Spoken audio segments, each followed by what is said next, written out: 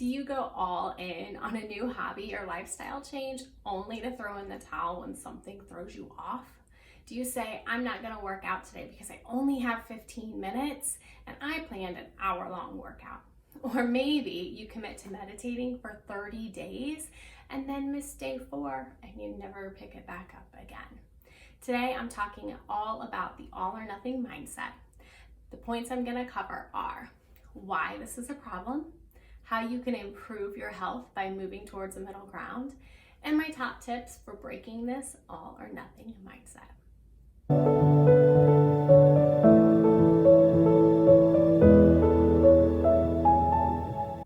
Hi there, I'm Amber Carver and I help you achieve health in mind and body through an integrative approach to wellness.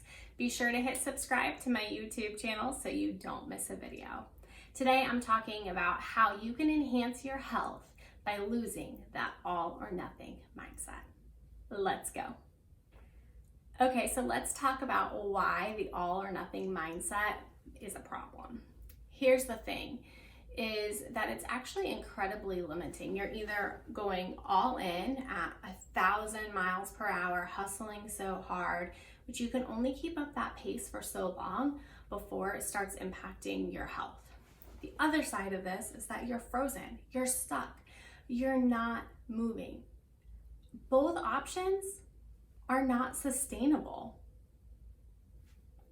The other point here is that a lot of times this kind of all or nothing mindset stems from an attitude of, or a mindset of perfectionism, that if something's not done 100%, then it's not worth doing. Or maybe there's anxiety present where there's a fear of failing, which can either, again, have you going 100 miles per hour where you can't stop and take a breath, or that idea just of failing keeps you stuck.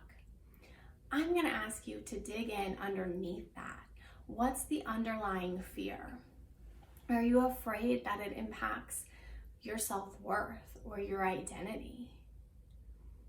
It's time to pause and reflect on what the underlying belief really is.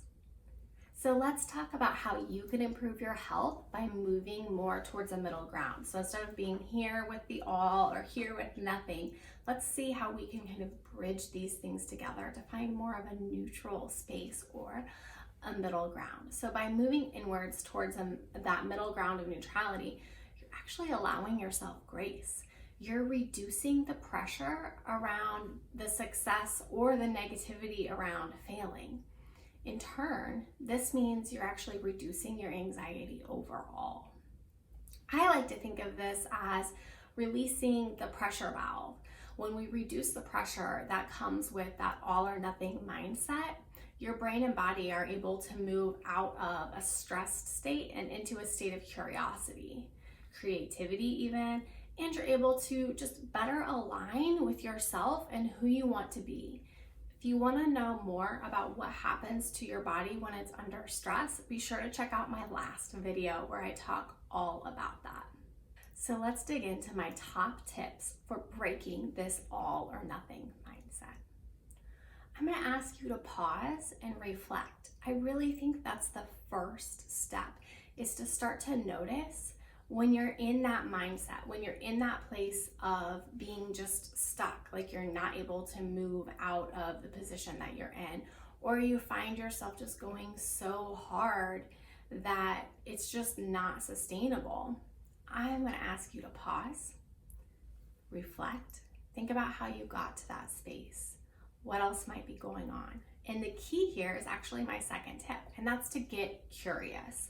When we become curious about why we do the things that we do, what's going on underneath it, and it's from an attitude of exploring versus an attitude of judgment, then we are able to open up this new world to think about things differently and more objectively, which allows us to take a step towards that middle ground versus staying stuck in the all or nothing. The third tip I have is to examine your expectations. So you've paused, You've even reflected and gotten curious about why you might be doing what you're doing. And now it's like, okay, let's think about the expectations you're setting for yourself. Are they realistic, or are they the ones that are keeping you stuck? Are you expecting that you're going to fail? You're putting that energy out into the world, and there's time there to shift that and to put the energy out there of, what if you succeed? Or even if you make a mistake, okay, you made a mistake. Not the end of the world. It's okay to make mistakes because you're human. And so you can learn and adapt from that opportunity. Examine whether your expectations, are they so high that they're just not sustainable and not realistic to continuously meet? Take time to really examine that, and do so with gentleness, which is my fourth tip, is to really approach the shift from the all or nothing mindset with gentleness, to be gentle to yourself, to be kind to yourself. Think of what you might say to your best friend or someone that you really care about. How would you talk to them if you saw them having this same attitude or mindset of all or nothing? Would you tell them, hey, your expectations of yourself are just way too high. Give yourself a break. You've been working so hard. Or, of course you're scared. It's hard to take this leap of faith. It's hard to step out on your own or to do something that's different, to shift your patterns and thoughts. That's hard, and it's okay. It's okay to be scared.